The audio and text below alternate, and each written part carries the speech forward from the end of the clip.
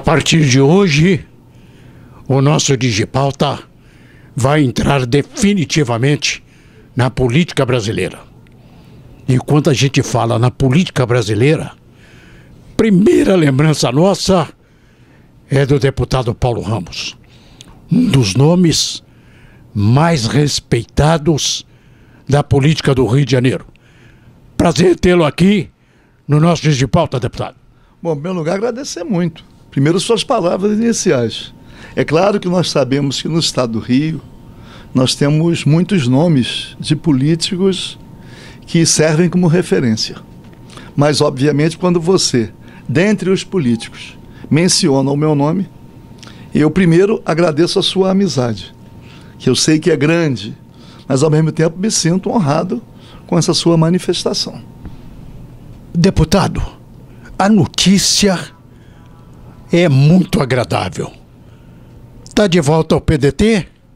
Eu, depois de uma avaliação muito aprofundada e considerando, a minha própria trajetória de luta e de vida, eu, conversando com vários companheiros e depois também conversando com os companheiros do PDT, eu assumi a compreensão de que o meu caminho melhor na política, depois de tantos anos, porque eu exerci 2 mandatos de deputado federal, fui constituinte, e estou no 5º mandato consecutivo de deputado estadual.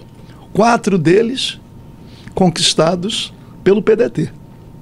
Então, eu superando, e tenho certeza absoluta que os companheiros do PDT também superaram as pequenas divergências diante, obviamente, do quadro grave em que se encontra o nosso país, em que se encontra o nosso povo, superando eventuais longínquas mágoas, eu volto ao PDT, porque o PDT também, depois de outras experiências, também já houve a compreensão no partido de que o partido tem a obrigação de se apresentar como uma alternativa para o povo brasileiro, em homenagem àqueles que são as nossas referências no trabalhismo.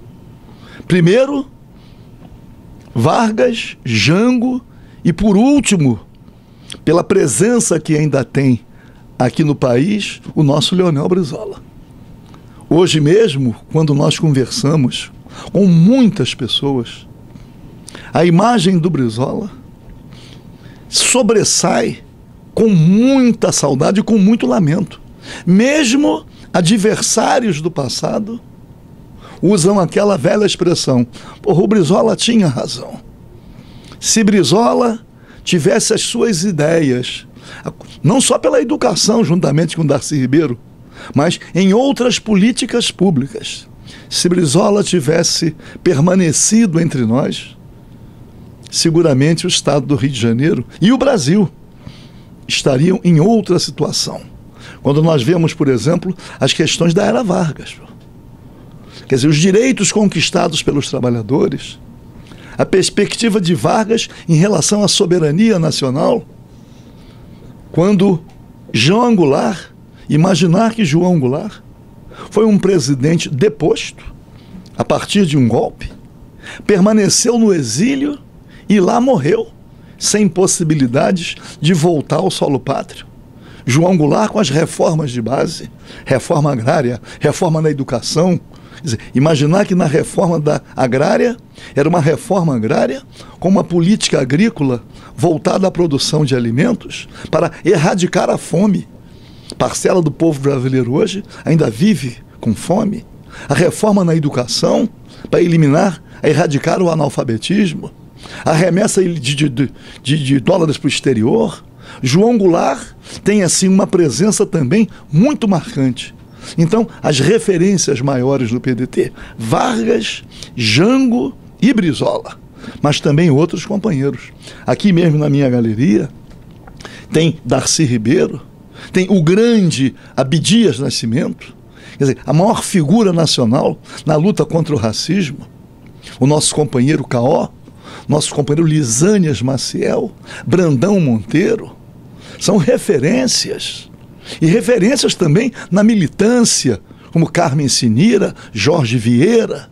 Nós temos, assim, referências às quais nós devemos reverências. Então, o PDT, para 2018, recupera todo esse seu compromisso e terá um candidato próprio à presidência da República, que é o Ciro Gomes, para demonstrar ao povo brasileiro que conquistas acumuladas e que foram sendo perdidas podem e devem ser recuperadas. Então, aqui no Rio de Janeiro, inclusive, nós pretendemos que o PDT, já é uma disposição da direção e de toda a militância, e eu vou fortalecer essa ideia, além de um candidato à presidência da República, com a dimensão e com os compromissos de Ciro Gomes, ter aqui no estado do Rio de Janeiro também uma candidatura ao governo do estado, de modo a que o partido esteja completo, alternativa para o país e alternativa também para o estado do Rio de Janeiro. Deputado, quando o senhor fala em alternativa para o Rio de Janeiro, este nome seria da deputada Marta Rocha para o governo do estado? Eu não posso me adiantar, porque isto envolve também uma decisão pessoal. Mas, dentre os nomes que estão sendo apresentados e discutidos no partido, o nome da deputada Marta Rocha é um nome que se sobressai muito. Mesmo conversando fora do partido com as pessoas, nós vemos que existe, que pode surgir até um clamor. É claro que ela acumulou uma experiência muito grande e ela própria é que precisa decidir. Não quero eu, de forma alguma, aproveitar esse momento para fazer qualquer tipo de pressão. E nem de chamamento, porque é um desafio muito grande. Mas eu tenho certeza absoluta de que seria, assim, um nome muito expressivo e que daria à população do estado do Rio de Janeiro uma oportunidade de mudança. Mudança com o PDT nacional, com Ciro Gomes, e mudança com o PDT estadual, com a nossa companheiríssima Marta Rocha. Mas ela que tem que se manifestar. Eu, por exemplo, com muita alegria, obviamente, vejo o nome dela se destacar diante desse quadro que está aí. Deputado, para a gente terminar, por gentileza, faça para o seu eleitor que votou em você 4 legislaturas para estadual. 5. Este ano foi o pior ano da política do Rio de Janeiro. E qual a possibilidade que a gente tem de melhorar? Bom, na verdade, não o Rio de Janeiro só.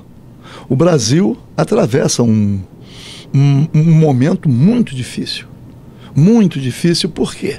Porque o povo brasileiro paga um preço muito alto por erros nas chamadas políticas públicas.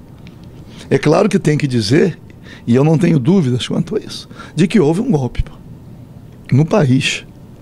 Eu não tenho dúvidas de que a deposição da presidente da República não decorreu de erros, mas decorreu, obviamente, de alguns acertos significativos.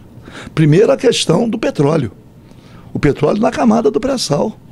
O Brasil talvez tenha sido o único país no mundo que descobriu reservas tão expressivas quanto as reservas existentes no pré-sal. E a Petrobras era operadora única, pô. Então, o novo governo, a partir do golpe, muda o marco regulatório, está entregando de forma mais deslavada a principal fonte de energia que move o mundo. Quer dizer, o Brasil abre mão da sua soberania quando vai entregando os seus campos de petróleo. Está aí querendo privatizar tudo, até a Casa da Moeda, pô. Como é que a Embraer vai se associar ou vai ficar numa situação subordinada à Boeing?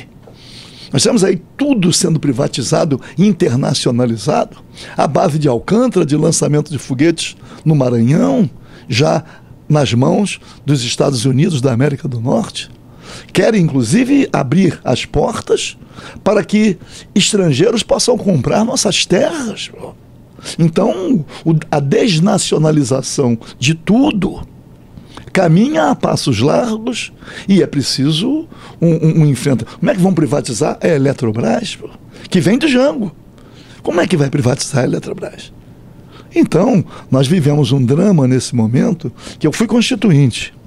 E eu digo assim, na Constituição Federal, o primeiro artigo, o artigo 1º da Constituição diz o seguinte: o Brasil é uma república federativa, constituída pela união indissolúvel dos estados, dos municípios e do Distrito Federal.